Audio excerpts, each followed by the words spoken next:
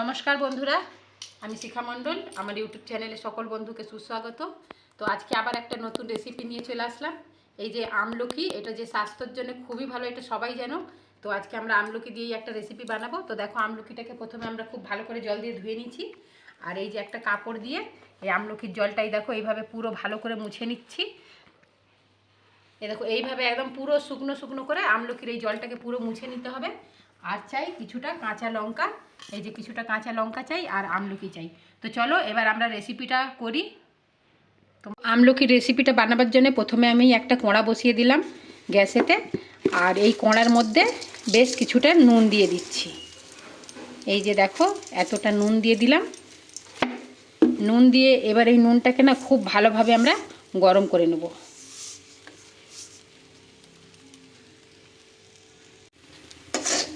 নুনটাকে এইভাবে অনবরত নাড়াচাড়া করতে করতে দেখো নুনটার কালার অনেকটা চেঞ্জ হয়ে গেছে। নুনটা মানে একদম গরম হয়ে গেছে।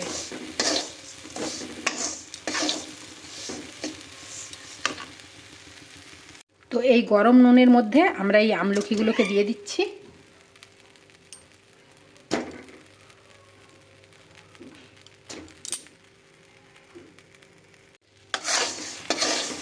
এই নুনের মধ্যে আমলকিটাকে দিয়ে আমরা খুব ভালোভাবে নাড়াচাড়া করছি।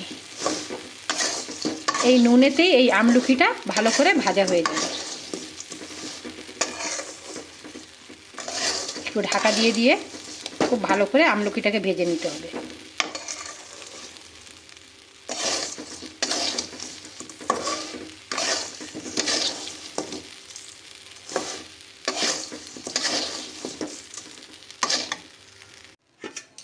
বেশ 5-7 মিনিট ধরে ধরে নেড়ে চেড়ে দেখো একদম সবুজ থেকে এর কালারটা একদম চেঞ্জ হয়ে গেছে। আর আমলাটা আমাদের একটু সিদ্ধ হয়ে গেছে। ঢাকা দিয়ে দিয়ে নাড়াচাড়া করছি। এই দেখো আমলাটা মনে হচ্ছে তো সিদ্ধ হয়ে গেছে। হ্যাঁ, বেশ অনেকটা সিদ্ধ হয়ে গেছে। আরও কিছুক্ষণ করে নিচ্ছি আমরা। তো আমলাগুলো আমরা একটা এই যে ছাঁকনি দিয়ে তুলে নিচ্ছি।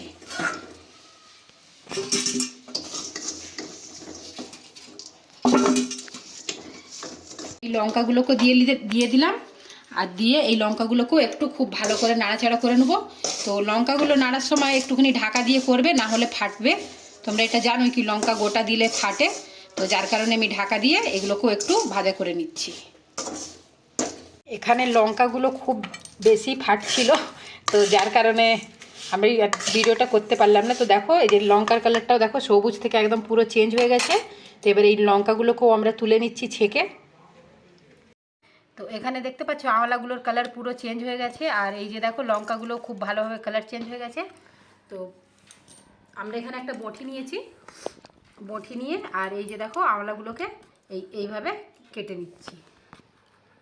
তোমরা ছুরি দিয়েও করতে পারো, আমরা বঁটি দিয়ে করছি। তো এটা সিদ্ধ তো দেখো খুব তাড়াতাড়ি ছেড়ে যাচ্ছে। একদম পুরো আমলকিটা সিদ্ধ হয়ে গেছে এতেই। তো তোমরাও বন্ধুরা একবার এইভাবে নিশ্চয়ই করে দেখবে, দারুণ খেতে লাগবে।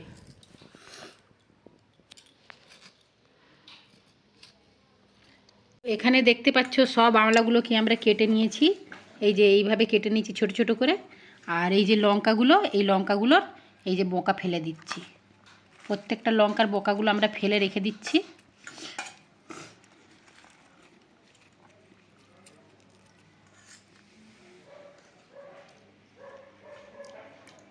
এই ধরনের নুনে লঙ্কা ভাজা কিন্তু ভাত রুটি সব দিয়ে খেতে কিন্তু খুবই টেস্টি লাগে।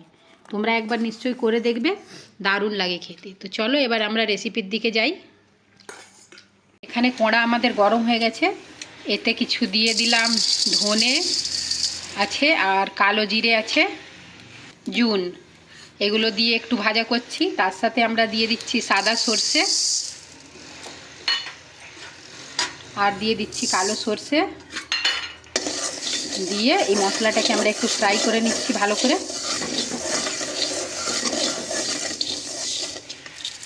একটু জিরে দিয়ে দিলাম।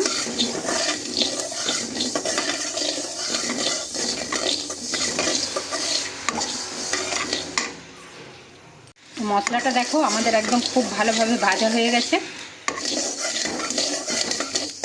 এতে আর শুকনো লঙ্কা দিলাম না, কাঁচা লঙ্কাগুলো খুব ঝাল, তো যার তোমরা যদি বেশি ঝাল খেতে চাও তো শুকনো লঙ্কাও দিতে পারো। এবার আমরা গ্যাসটা বন্ধ করে দিচ্ছি। এখানে আমরা একটা মশলা কুটা নিয়ে নিচ্ছি, আর এই মশলাগুলোকে এতে দিয়ে আর ভালো করে মিহি করে নিচ্ছি। তোমরা চাইলে মিক্সিতেও করে নিতে পারো, কিন্তু এরকম ঠুকে করলে একটু বেশি ভালো হয়। তো এই যে দেখো, এইভাবে ভালো করে আমরা গুঁড়ো করে নিচ্ছি।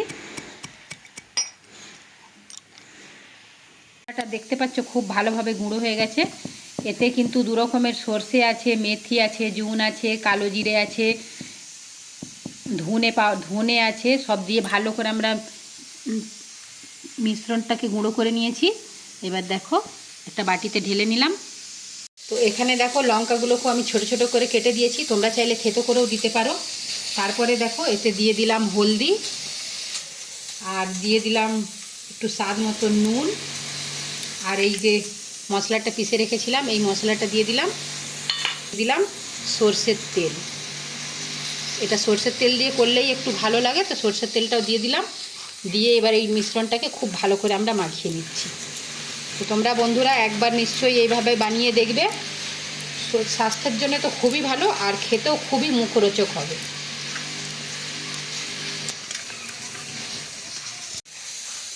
একটু বেশি করে তেল দিয়ে আমরা মাখিয়ে নিলাম। এবার কোনো ডিপে বা জারেতে করে ভরে রেখে দিলেই আমাদের একদম রেসিপি রেডি। তো বন্ধুরা এতক্ষণ পাশে থেকে রেসিপিটা দেখার জন্য সকল বন্ধুকে অনেক অনেক ধন্যবাদ। সবাই ভালো থেকো, সুস্থ থেকো। আমার ভিডিওটা যদি ভালো লাগে লাইক সাবস্ক্রাইব করে সবাই পাশে থেকো। বাই বন্ধুরা, আবার নতুন কোনো ভিডিওর সাথে দেখা হবে।